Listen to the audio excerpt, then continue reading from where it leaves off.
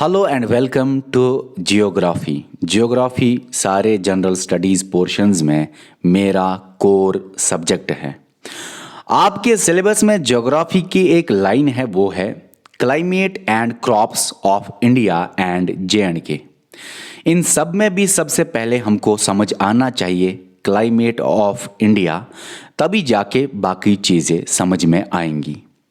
Climate of India से पहले भी आपके दिमाग में कम से कम इतना तो होना चाहिए कि इंडिया क्या है, उसके फिजिकल फीचर्स थोड़ा सा ज़्यादा नहीं हल्का सा पता होना चाहिए। वैसे मैं आपको बताऊं, अगर क्लाइमेट में अच्छी तरह पढ़ाऊं तो कम से कम 20 टू 25 डेज लगेंगे। 20 दिन तो कम से कम लगेंगे अगर क्लाइमेट अच्छी तरह पढ़े। लेकिन यहाँ पे हम जेके एसएसबी की लेवल से पढ़ेंगे और उससे थोड़ा ऊंची लेवल ही मैं रखूँगा। लेकिन अगर सारी चीज़ें मैं आपको बताऊँ जितना है क्लाइमेट के बारे में, तो 20 दिन से ज़्यादा लग सकते हैं। और अजीब सिलेबस है, क्लाइमेट ऑफ इंडिया दिया हुआ है। अब क्लाइमेट ऑफ इंडिया दिया हुआ है, सारी चीज़ें यहाँ पे तो नहीं बोला जा सकता है, बीच में टॉपिक उठाया है तो ठीक है। फिर भी टॉपिक का इंट्रोडक्शन देने से पहले कम से कम बच्चों को इतना तो पता होना चाहिए कि ये है इंडिया का मेन लैंड। फिजिकल मैप है ये, पॉलिटिकल मैप नहीं है। यहाँ पे आपको फिजिकल फीचर्स ऑफ इंडिया देखने को मिलेंगे। ये है इंडिया का फिजिकल मैप। ये है पानी अरबियन सी, ये है बे ऑफ बंगाल और यहाँ से ओशन है इंडियन ओशन। यहाँ पे इसको बोलते हैं पेनिनसुलर प्लेट्यू। आपको वैसे ये चीज़ें पता ही होंगी, लेकिन मेरा फ़र्ज़ बनता है ज़ीरो से स्टार्ट करना, ठीक है। इसको बोलते हैं पेनिनसुलर प्लेट्यू। पेनिनसुलर प्लेट्यू क्यों बोलते हैं? क्योंकि ये पेनिनसुला है और प्लेट्यू भी है। मतलब पेनिनसुलर लैंड वो लैंड होता है जहाँ पे एक साइड, दो साइड और तीन साइड से पानी होता है। इस लैंड को 3 साइड से पानी है तो ये है पेनिनसुला। और ऊपर से ये प्लेट्यू भी है, मतलब ये टेबल लैंड है, इसीलिए इसको बोलते हैं पेनिनसुलर प्लेट्यू। अब अगर कोई जमीन के टुकड़े को चारों साइड से पानी हो, उसको बोलते हैं आइलैंड।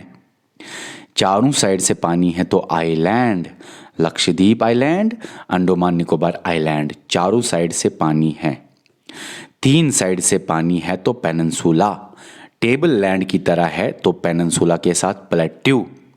अब ठीक है, श्रीलंका को जाने की ज़रूरत नहीं, ये चीज़ें ज़रूरत नहीं है। जितना ज़रूरत आएगा काम का वो मैं बताऊंगा। इंडिया के टॉप पे है, जैसे साउथ में प्लेट्यू थे, नॉर्थ में है हिमालयाज, मतलब माउंटेन्स। माउंटेन का मतलब होता है सी लेवल से ऐसे बहुत ऊंची हाइट, माउंटेन्स हिमालयाज। अब ये जो हिमालयाज है, इनसे नीचे जो है इसको बोलते हैं प्लेन्स। तो ऊपर हिमालयाज, बीच में प्लेन्स, नीचे पेनिनसुलर प्लेट्यू। इसी प्लेन्स का लेफ्ट वाला पार्ट जो है, प्लेन्स के लेफ्ट साइड जो है प्लेन एरिया ही है, प्लेन्स ही है, मगर डेजर्ट है। डेजर्ट का मतलब ये नहीं सोचना कि वहाँ पे गर्मी है। डेजर्ट हमेशा गर्मी नहीं होता, कोल्ड डेजर्ट्स भी है दुनिया में। डेजर्ट का मतलब है कि पानी पानी पानी, रेनफॉल वहाँ पे कम है या है ही नहीं, बहुत कम है या है ही नहीं, उसी को बोलते हैं डेजर्ट।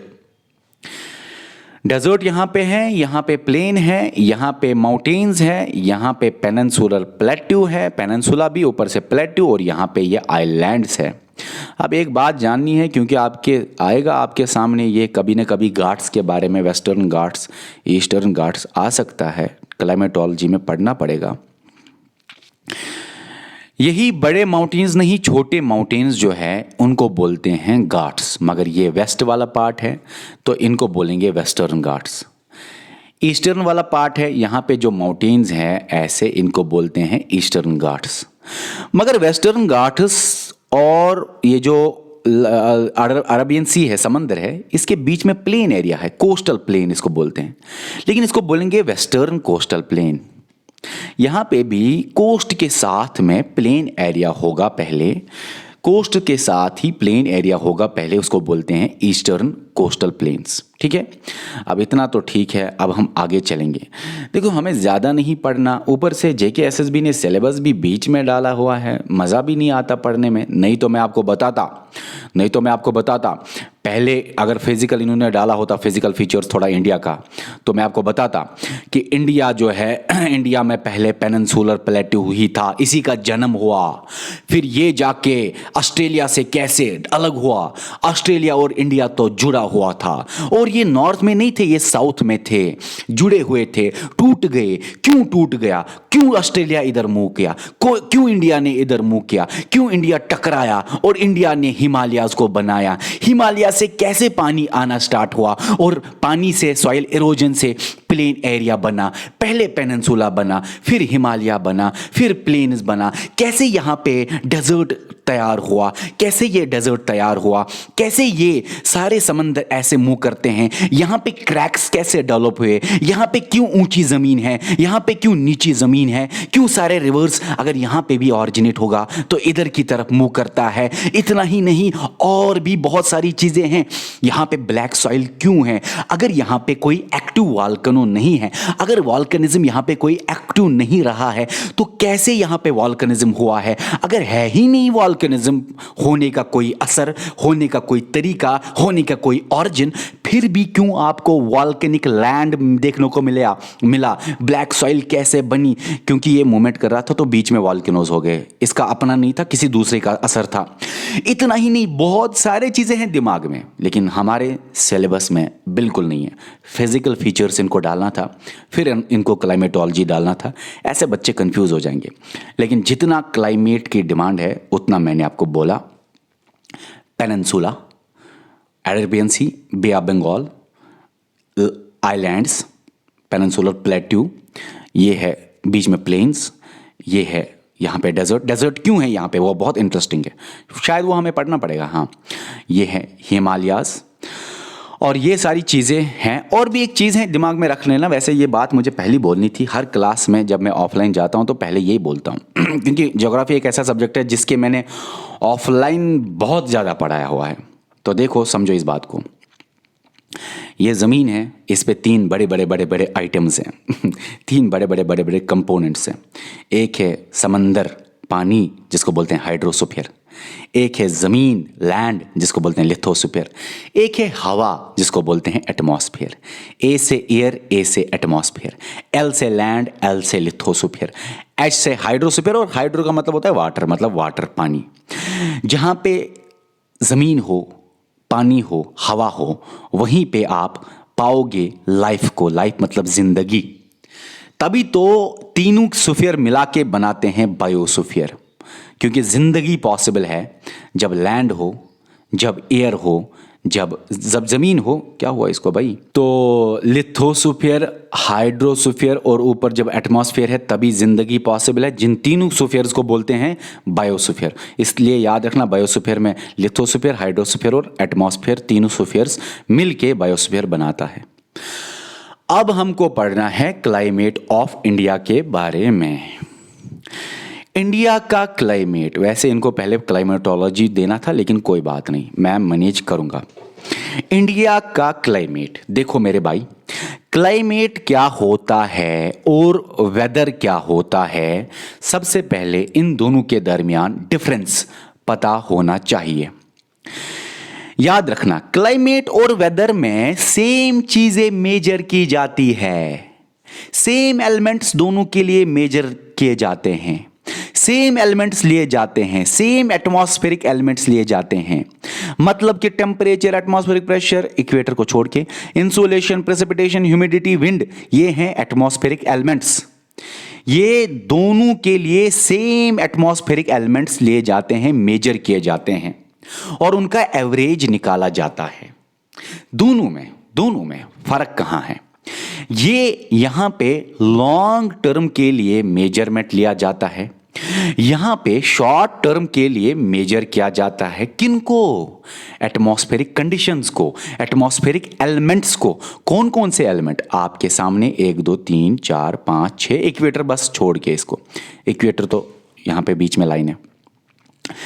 तो क्लाइमेट और वेदर में दोनों में सेम एलिमेंट्स को मेजर किया जाता है, लेकिन वेदर शॉर्ट टर्म होता है, क्लाइमेट लॉन्ग टर्म होता है। लेकिन आगे और भी जानो, यहां पे ये सिर्फ शॉर्ट टर्म नहीं होता, क्योंकि बच्चों के दिमाग में सिर्फ इतना ही होता है। शॉर्ट टर्म के साथ साथ सॉरी लॉन्ग टर्म ही नहीं होता, लॉन्ग टर्म के साथ साथ लॉन्ग एरिया मतलब लार्ज एरिया भी होता है। तो समझो इस बात को अब।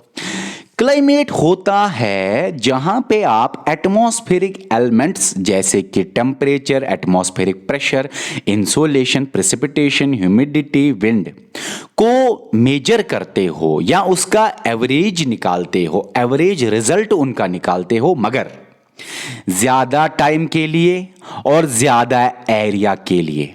टाइम 30 ईयर से ज्यादा होना चाहिए। वेदर क्या है?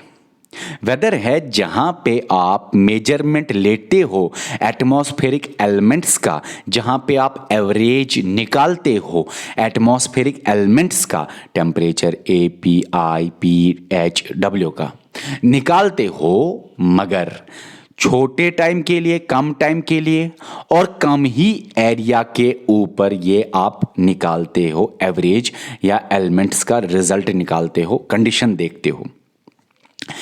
टाइम कम, कितना कम टाइम? 1 मिनट भी हो सकता है, 1 मंथ भी हो सकता है। हालांकि यहाँ पे बहुत ज़्यादा बुक्स में वेरिएशंस हैं, लेकिन 1 मिनट से 1 मंथ तक लिया जा सकता है वेदर। आप बोल सकते हो एक दिन में कितना वेदर था, क्या वेदर था। 1 मिनट में वेदर चेंज होता है, 1 घंटे में, 7 दिन में आप बोल सकते हो क्या वेदर है। डिकेड, आप 10 दिन में बोल सकते हो क्या वेदर चल रहा है। आप 10 दिन में बोल सकते हो क्या, डिकेड 10 दिन में बोल सकते हो क्या वेदर चल रहा है, डिकेड नहीं, 10 दिन में बोल सकते हो क्या वेदर चल रहा है। आप 1 मंथ में बोल सकते हो क्या वेदर चल रहा है। तो आप 1 मिनट से 1 मंथ तक बोल सकते हो क्या है वेदर की कंडीशन। तो याद रखा आपने, कम टाइम कम एरिया के लिए इनको मेजरमेंट लिया जाता है, इनका एवरेज। ज़्यादा टाइम 30 साल से ज़्यादा और ज़्यादा पीरियड, ज़्यादा टाइम और ज़्यादा एरिया के ऊपर देखा जाता है एटमॉस्फेरिक एलिमेंट्स की हालत। एटमॉस्फेयर की हालत लॉन्ग टर्म के लिए, एटमॉस्फेयर की हालत शॉर्ट टर्म के लिए। एटमॉस्फेरिक एलिमेंट्स क्या क्या है उनके ऊपर मैं बात करूंगा। पहले इस डेफिनेशन को आगे भी लेंगे जाए। ये क्या होता है climate? State of atmospheric elements, atmospheric elements की स्टेट, एटमॉस्फेरिक एलिमेंट्स की condition over a large area for long time. यही बात है, फिर से रिपीट हो रही है यहां पे। State of atmospheric elements, atmospheric elements की स्टेट, उनका रिजल्ट, उनका कंडीशन, उनकी average over an area, over A short area यहां पे लिखना, या स्मॉल एरिया यहां पे लिख लेना आप, over A small area at any particular point of time. ठीक है, अच्छा, या ओवर एन एरिया भी आएगा लेकिन स्मॉल ज़्यादा बेहतर रहेगा। स्मॉल एरिया में एट एनी पर्टिकुलर, पूरे वर्ल्ड का वेदर नहीं निकाला जाता, ठीक है ना।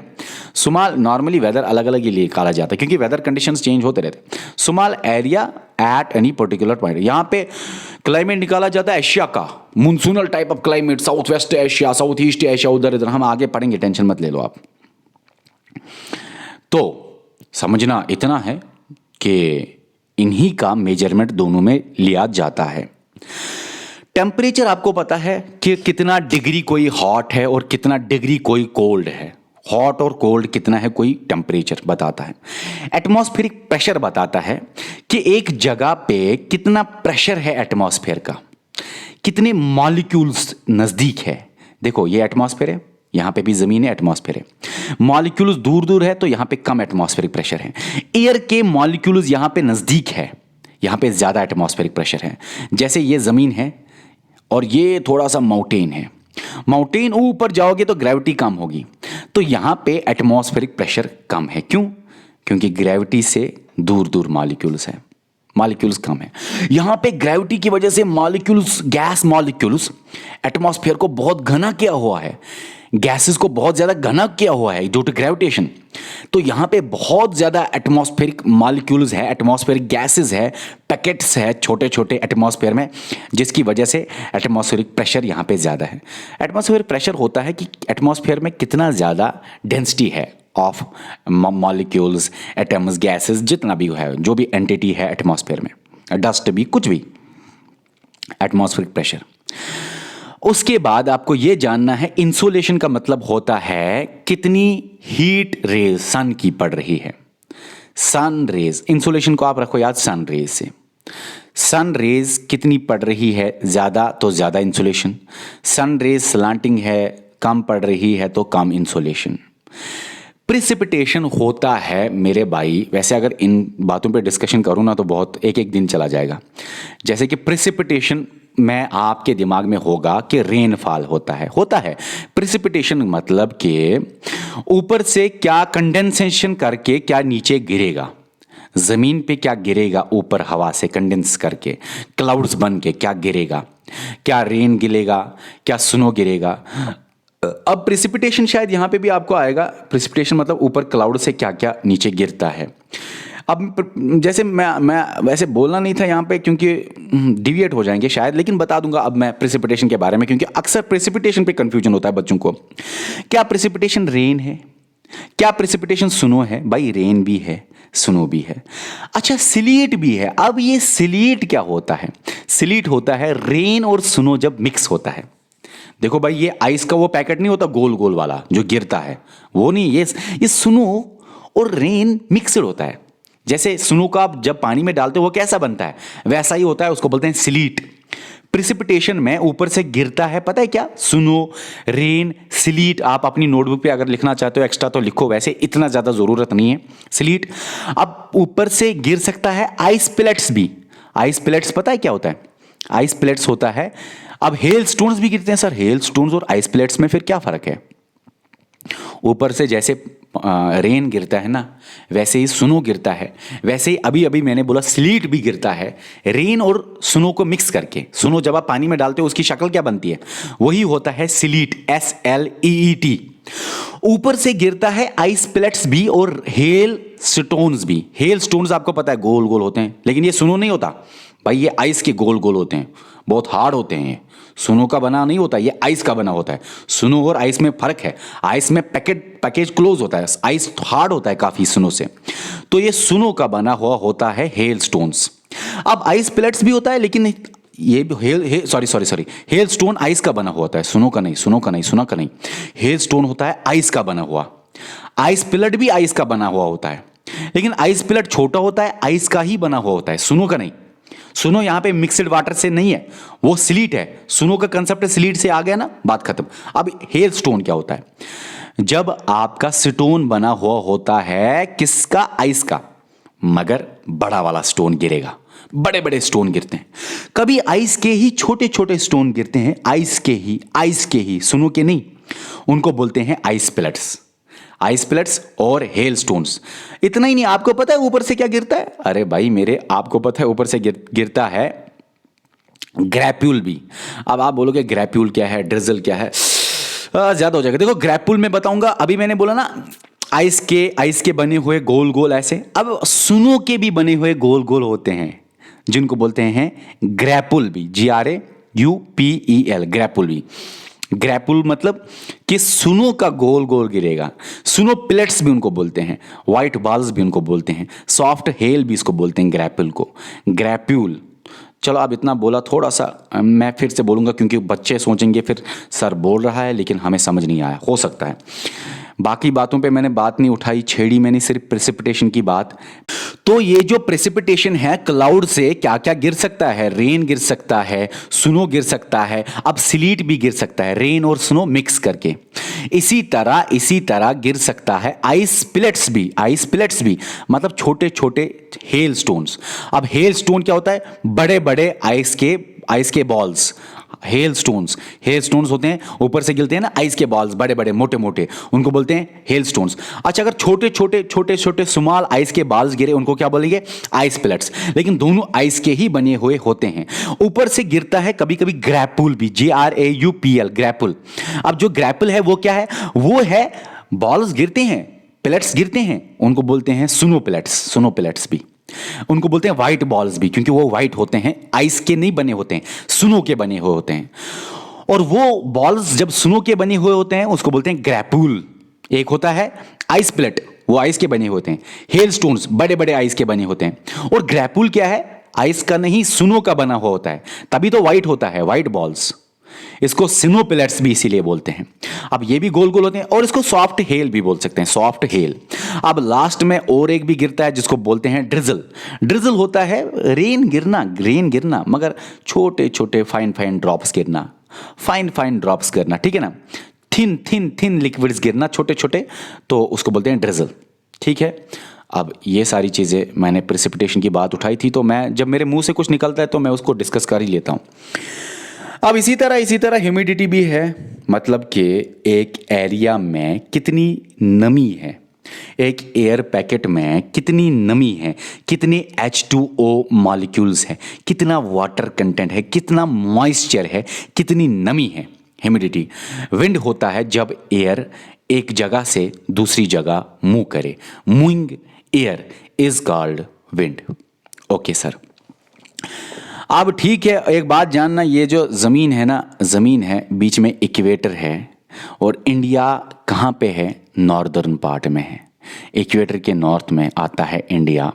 और इंडिया जो है वो इस वाली लाइन को मतलब ये लाइन इंडिया को ब्रेक करती है दो हेमिस्फीयर्स में, एक है नॉर्दर्न इंडियन हेमिस्फीयर, एक है साउदर्न इंडियन हेमिस्फीयर।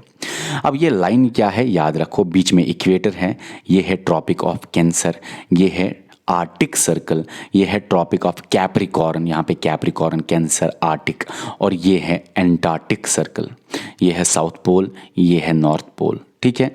ये फिगर आपको वैसे आगे भी आएगी, इतना ही याद रखो।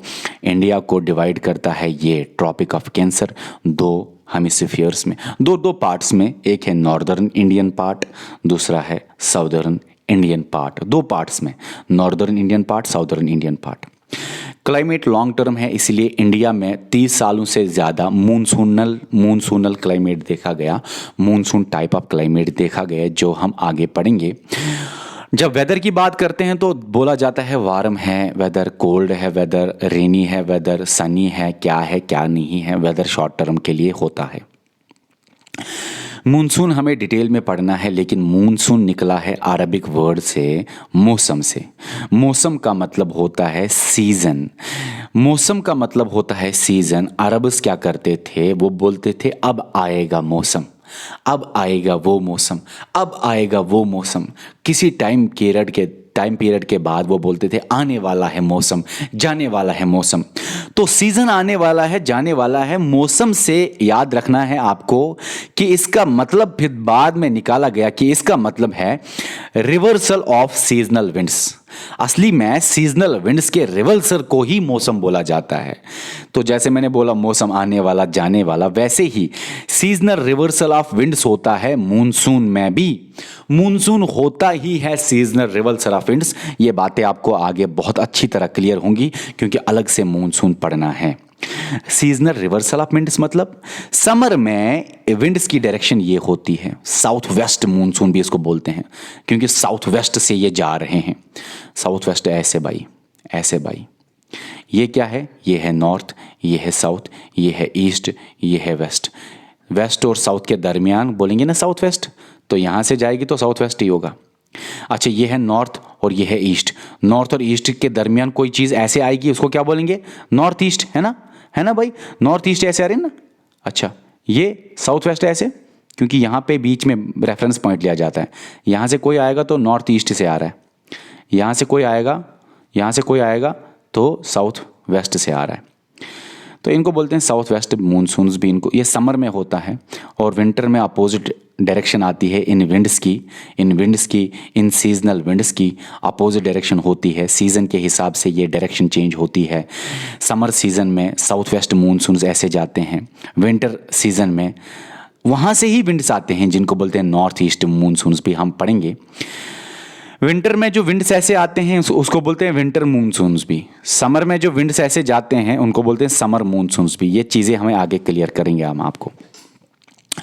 फिलहाल इस बात को समझो, क्योंकि ये बेस है क्लाइमेट में, ये बेस है, सबसे ज़्यादा बेसिक पॉइंट यही है, ये है बेस, ये समझना पड़ेगा आपको। देखो मेरे भाई, ये समंदर है, इस बात को छोड़ दो नीचे, फिलहाल इस बात को छोड़ दो। ये है समंदर, पानी, ये है ज़मीन और ये है माउंटेन, ये है यहाँ से ज़मीन। मैं आपको बताऊंगा डेजर्ट कैसे बनता है, क्लाउड कैसे बनता है, क्या होता है लैंड ब्रीज, क्या होता है सी ब्रीज, ये चीज़ें मैं आपको बताऊंगा। ये है पानी और ये है लैंड, ये है माउंटेन। अब बात को समझना और दिमाग में बात को भर लेना। यहाँ पे सन जब आता है, समर आप ले लो समर है या डे है, आप मुझे बताओ पहले पानी गर्म होगा कि पहले ज़मीन गर्म होगा? सर ज़मीन पहले गर्म होती है। तो यहाँ पे आपको याद रखना है हाई टेम्परेचर ज़मीन पे होता है, पानी वाटर बॉडी के साथ लो टेम्परेचर होता है। क्यों? क्योंकि पानी ठंडा ही होता है। क्यों? क्योंकि पानी स्लो गर्म होता है। आप मुझे बता पहले गर्म कौन होता है? सन निकला, सन निकला, सन निकला, पहले गर्म कौन होगा? सर गर्म पहले ज़मीन होती है। ज़मीन जल्दी गर्म भी होती है, ठंडी भी होती है। पानी लेट गर्म होती है, लेट ठंडी भी होती है। ठीक है ना? पहले गर्म कौन हुआ? सर ज़मीन हुआ। तो हाई टेम्परेचर ज़मीन और लो टेम्परेचर पानी। अब एक बात याद रखना, टेम्परेचर और प्रेशर इनवर्सली प्रोपोर्शनल है। मतलब कि एक ही एरिया में भाई, एक एरिया में। नहीं तो आपके दिमाग में सवाल आएंगे, क्योंकि मुझे पता है आपके दिमाग में सवाल आएंगे। ऊपर जाएंगे तो टेम्परेचर भी डिक्रीज होगा, प्रेशर भी डिक्रीज होगा। भाई एक एरिया में हम बात करते हैं, किसी पर्टिकुलर लोकेशन पे, पर्टिकुलर टाइम पे। टेम्परेचर जो है वो इनवर्सली प्रोपोर्शनल है प्रेशर के। टेम्परेचर ज्यादा होगा, प्रेशर कम होगा। टेम्परेचर अगर कम होगा, प्रेशर बढ़ जाएगा। ठीक है? ओके। प्रेशर आपको पता है मॉलिक्यूल्स जो एटमॉस्फेयर में होते हैं, एयर में होते हैं। हाई टेम्परेचर हुआ यहां पे क्योंकि जमीन ज्यादा गर्म हुई। लो टेम्परेचर हुआ यहां पे क्योंकि पानी ज्यादा गर्म नहीं होता जल्दी सन से। जब हाई टेम्परेचर होगा, टेम्परेचर गर्म होगा, तो आप मुझे बता प्रेशर का क्या होगा? प्रेशर कम होगा ना। हाई टेम्परेचर से प्रेशर कम होता है, तो यहां पे आपको प्रेशर कम हुआ। ठीक है? यहां पे लो टेम्परेचर है, टेम्परेचर अभी लो है, टेम्परेचर अभी लो है, तो प्रेशर क्या होगा? इनवर्सली प्रोपोर्शनल हाई होगा। टेम्परेचर पानी पे लो होता है, तो पानी के पास हवा जो होता है वहां पे हाई प्रेशर होता है। क्यों? क्योंकि वहां के हवा का टेम्परेचर कम है। लो टेम्परेचर है, हाई प्रेशर होगा। हाई टेम्परेचर है जमीन पे, लो प्रेशर होगा। यहां पे इसमें हाई टेम्परेचर है तो लो प्रेशर होगा, इसमें लो टेम्परेचर है तो प्रेशर हाई होगा।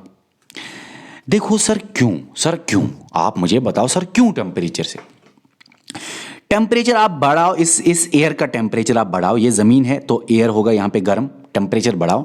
टेम्परेचर बढ़ाने से एक्सपैंड होता है एयर, एयर के मॉलिक्यूल्स दूर दूर होते हैं तो प्रेशर कम हुआ। बहुत आसान है।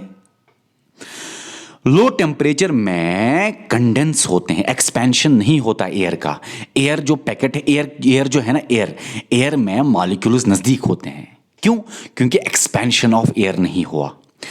लो टेम्परेचर से मॉलिक्यूल्स एक दूसरे के नजदीक आ गए।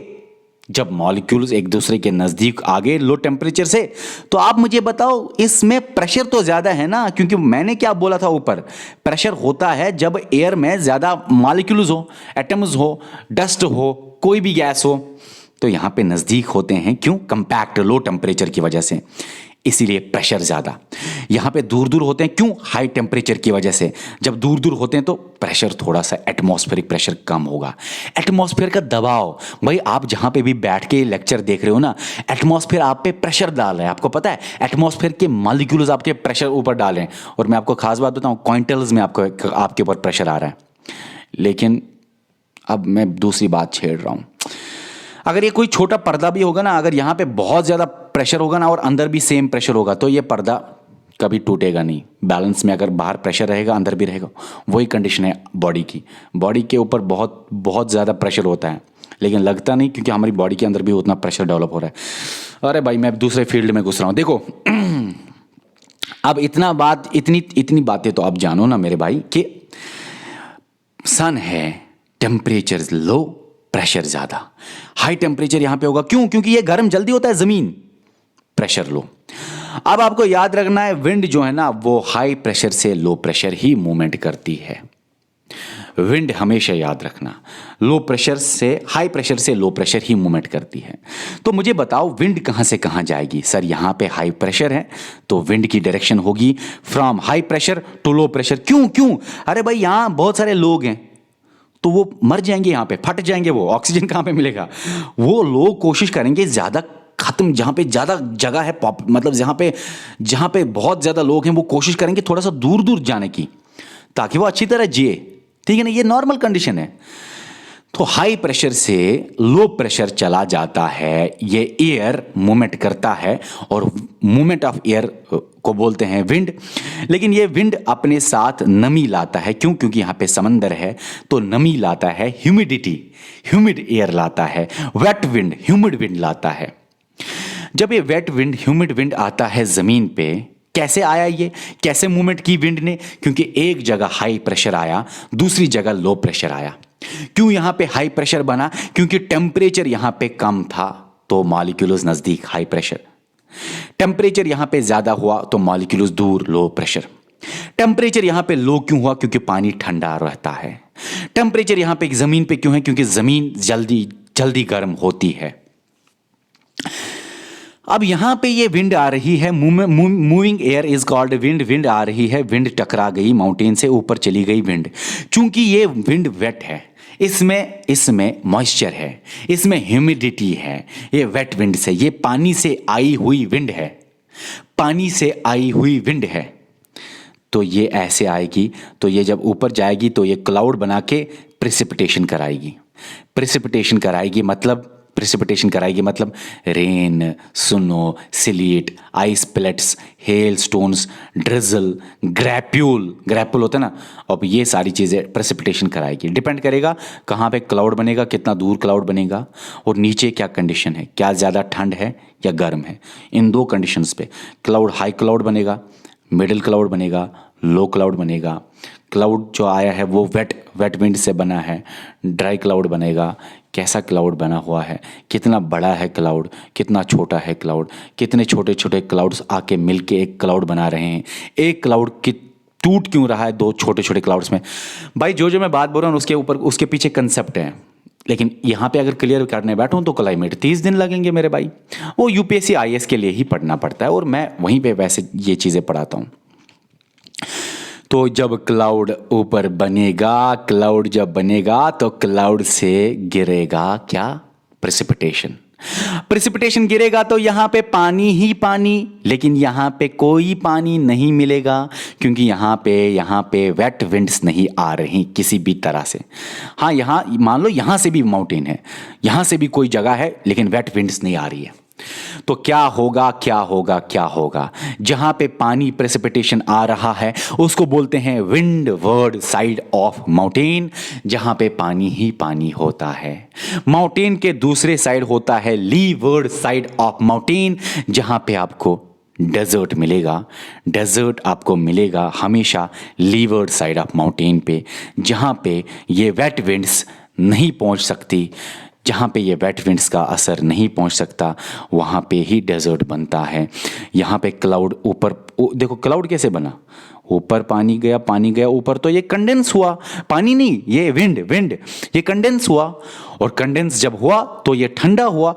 ठंडा एयर अपने अंदर मॉइस्चर नहीं रख सकता ज़्यादा देर तक, तो जिसकी वजह से मॉइस्चर नीचे गिरा in the form of precipitation. Clear हो रहे हैं कि ज़्यादा हो रहा है? कमेंट करना अगर ज़्यादा हो रहा है तो मैं कम करूँगा। कम नहीं हो रहा है, कोई बोलेगा कम हो रहा है, बिल्कुल नहीं हो रहा भाई, ये बहुत ज़्यादा डीप है। कोई मुझे दिखा के दे दो टीचर, इतना तो केस के लिए भी बहुत है। अब याद रखना इस बात को कि समंदर से जो ये विंड चल रही थी from high pressure to low pressure, उसको बोलते हैं सी ब्रीज, और ये वेट विंड्स लाता है जो मैंने आपको बोला। लेकिन अपोजिट कंडीशन में भी होता है। अपोजिट कंडीशन मतलब जब यहाँ पे हाई प्रेशर हो, यहाँ पे हाई प्रेशर हो, यहाँ पे लो प्रेशर हो। वो कब होगा? जब ये मान लो विंटर आ गया, विंटर में पानी थोड़ा गर्मी होता है, या मान लो नाइट आ गई, या विंटर आप ले लो या नाइट ले लो, कोई बात नहीं, दोनों में सेम ही फिनोमेना, थोड़ी सी फर्क है, मैं आपको बताऊंगा। मान लो विंटर आ गया या नाइट आ गई, सन चला गया, अब जमीन तो जल्दी ठंडी हो जाएगी, तो यहां पे लो टेम्परेचर हाई प्रेशर, यहां पे बहुत ज्यादा हाई प्रेशर होगा। पानी थोड़ा धीरे धीरे ठंडा हो जाएगा, तो इसलिए यहां पे टेम्परेचर इसके मुकाबले में हाई होगा। वैसे तो ठंडा हो जाएगा दिन के हिसाब से, लेकिन इसके मुकाबले में हम कंपैरिजन कर रहे हैं दोनों का, तो टेम्परेचर हाई होगा एज कंपेयर टू लैंड, क्योंकि लैंड जल्दी ठंडी हुई। हाई टेम्परेचर होगा तो लो प्रेशर होगा, प्रेशर लो होगा। अब हाई प्रेशर से लो प्रेशर ही विंड आएगी, विंड आएगी। हाई प्रेशर से लो प्रेशर ही विंड आएगी। अब विंड ऐसे इस डायरेक्शन में आएगी, लेकिन वो विंड जमीन से बनी हुई विंड होगी, वो ड्राई विंड होगी। और जब जमीन से ऐसे समंदर की तरफ आती है, जमीन से ऐसे समंदर की तरफ आती है, उसको बोलते हैं लैंड ब्रीज, और वो ड्राई होती है। वो नॉर्मली रात को होती है या विंटर्स में होती है। समर्स में या दिन को क्या होता है, जमीन गर्म होती है तो हाई प्रेशर यहां पे बनता है, तो यहां से आता है वेट ब्रीज, सी ब्रीज, जो कि वेट होता है, जो कि नाइट्स में, जो कि दिन को या समर को होता है। ये चीज़ें अगर समझ नहीं आई हैं आपको, आगे क्लियर हो जाएंगी। Factors influencing the climate of India. मैं थक गया, पता नहीं क्यों, मेरे हिसाब से इतना काफ़ी है। अब मैं एक चीज़ बताना चाहूँगा आपको कि विंड तो हाई प्रेशर से लो प्रेशर जा रही है, हाई प्रेशर से लो प्रेशर जा रही है, लेकिन एयर उल्टा है, एयर का उल्टा होता है। अब आपके दिमाग में कंफ्यूजन होगा, आगे मैं आपको बताऊंगा, फिलहाल मैं इतना बोलूंगा, एयर लो प्रेशर से हाई प्रेशर जा रहा है। अभी तक आपने विंड देखा, लेकिन एयर जो है ना, वो मूवमेंट जब स्लो हो रहा है, विंड का मूवमेंट जब तेज नहीं हो रहा, एयर जब राइज कर रहा है, तो लो प्रेशर से ही हाई प्रेशर राइज करता है। देखो, विंड कभी राइज नहीं करता, विंड मूवमेंट करता है इस डायरेक्शन में, विंड मूवमेंट करेगा, एयर ही राइज होता है। अब ये मैं आपको आगे बताऊंगा। आप, मेरे हिसाब से लेक्चर ज़्यादा बड़ा बन जाएगा, और आप नीचे कमेंट करो, मैं आपके कमेंट भी देखना चाहूँगा। कोई ये नहीं बोलेगा कि डीप और पढ़ेंगे, मैं उसको यार कोई नहीं बोलेगा डीप और पढ़ेंगे, क्योंकि वो फिर आईएएस प्रिपरेशन कर रहा होगा बेचारा, ठीक है। हम डीप ज़्यादा नहीं पढ़ेंगे। अगर जो चीज़ें मैंने आपको बोली उतनी डीप मैं आपको पढ़ाऊँ, कसम से 1 मंथ लगेगा, 1 मंथ लगे। लेकिन आपका तो आईएएस क्या, आईएएस में आप टॉपर आओगे, आप आईएएस में पहले 10 रैंक्स पे आ जाओगे। Okay bye.